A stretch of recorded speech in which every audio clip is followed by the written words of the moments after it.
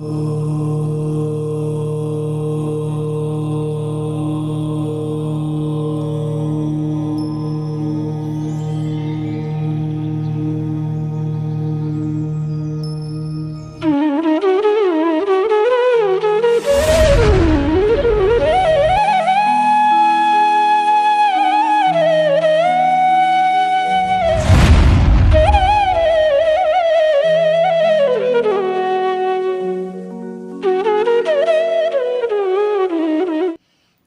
ह्रीं अरहं णमूचिनारं सूक्ष्म संप्राय नामक 10वां गुणस्थान। रक्त रेशमी पट में जैसी धुल जाने पर रहता से सूक्ष्म लालिमा राग भाव की ज्यों आत्म में रहती सी। उपसम और छपक दोनों ही सूक्ष्म लोभ वेदन करते, एक दबाते एक मिटाते निष्कषाय मुनि जन रहते। क्या कहते हैं? रक्त अर्थात लाल कलर की रेशमी वस्त्र, रेशमी वस्त्र जो पट मतलब कपड़ा, तो लाल कलर का जो रेशमी कपड़ा है उसे जब आप पानी में डालेंगे, अच्छी तरह उसे धोएंगे तो उसमें लालिमा निकल गई है, लेकिन जो अल्प लालिमा शेष रहती है वैसे परिणाम इस गुण स्थान में होते हैं कि बादल कृष्टि, सूक्ष्म कृष्टि आदि के परिणामों से उनके संपूर्ण राग भाव तो निकल गया, मात्र अब उनके कुछ सूक्ष्म लाभ शेष है। देखते हैं 10वां गुण स्थान को विशेष। जिस गुण स्थान में संजुलन लोभ का अत्यंत सूक्ष्म उदय होता है उसे सूक्ष्म सांपराय गुण स्थान कहते हैं। सूक्ष्म सांपराय लोभ के अतिरिक्त समस्त संजुलन कषाय के उपशम अथवा क्षय होने पर इस गुण स्थान की प्राप्ति होती है।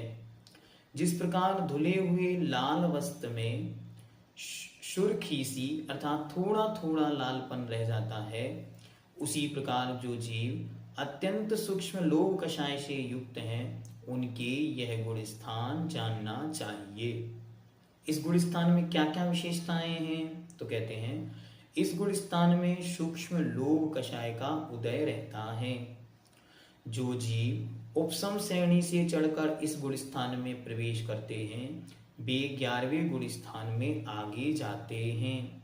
ये क्रम है कि जो जीव उपसम श्रेणी से यहाँ आए हैं वे अब आगे, अगर उनका यहाँ काल अंत समाप्त नहीं हुआ तो वे नियम से 11वें गुण स्थान में जाएंगे। 11 से ऊपर नहीं, वे ऊपर नहीं जाएंगे, उनकी लिमिटेशन इतनी ही है।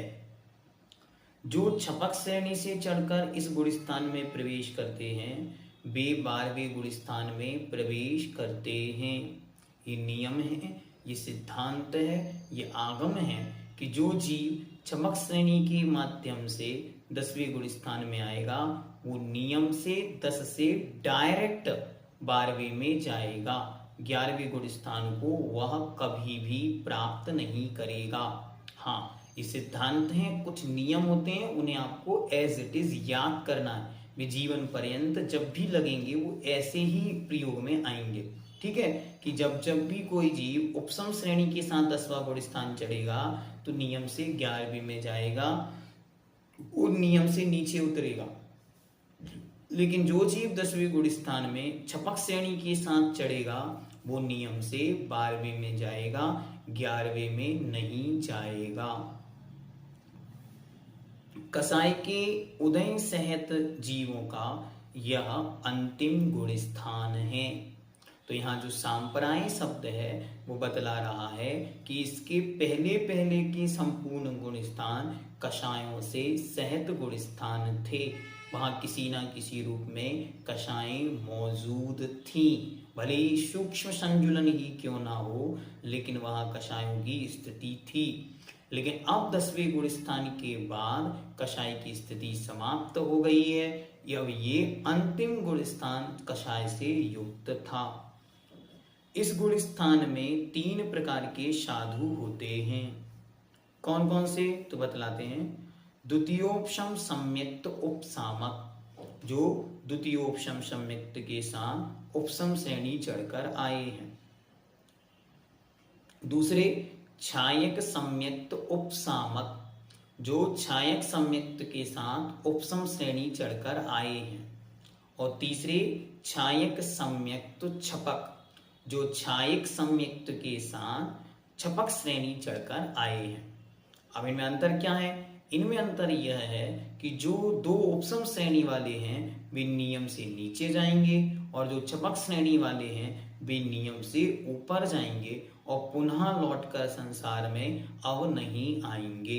मतलब वे उसी भाव से नियम से मोक्ष को प्राप्त करेंगे। इस गुण स्थान के अंतिम समय में सूक्ष्म लोक का उपसम या क्षय नियम से होता है।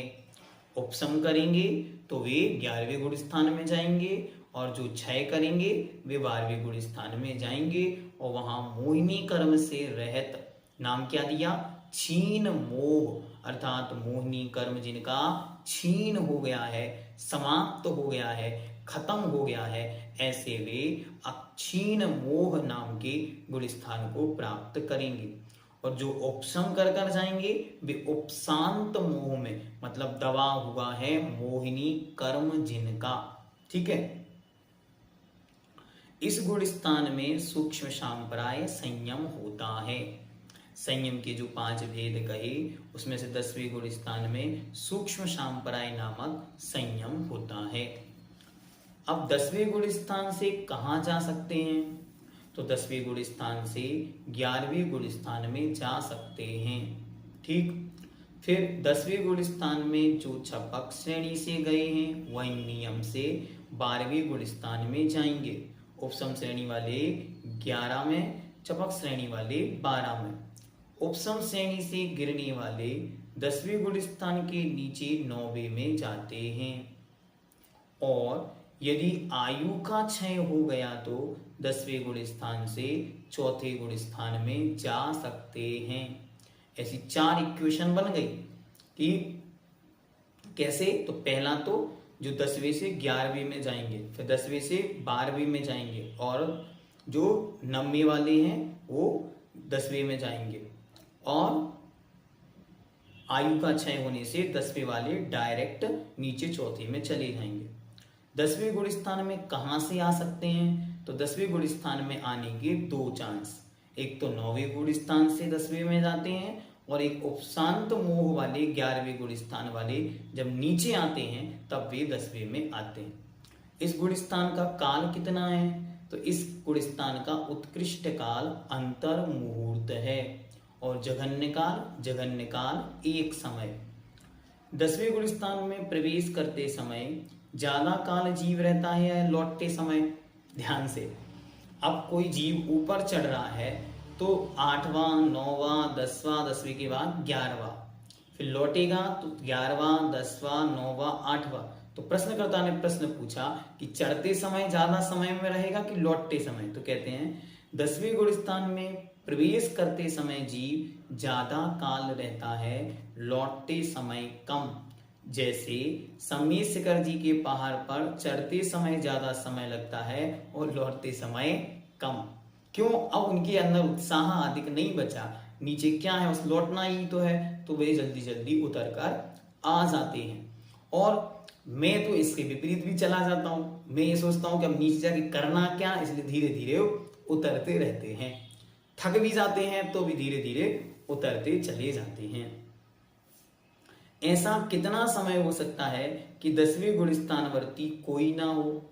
ऐसा अधिकतम 6 माह हो सकता है जब कोई भी 10वें गुण स्थान को प्राप्त ना हो। इस प्रकार यह 10वें गुण स्थान की मुख्यतः विशेषताएं आपके सामने रखी गई।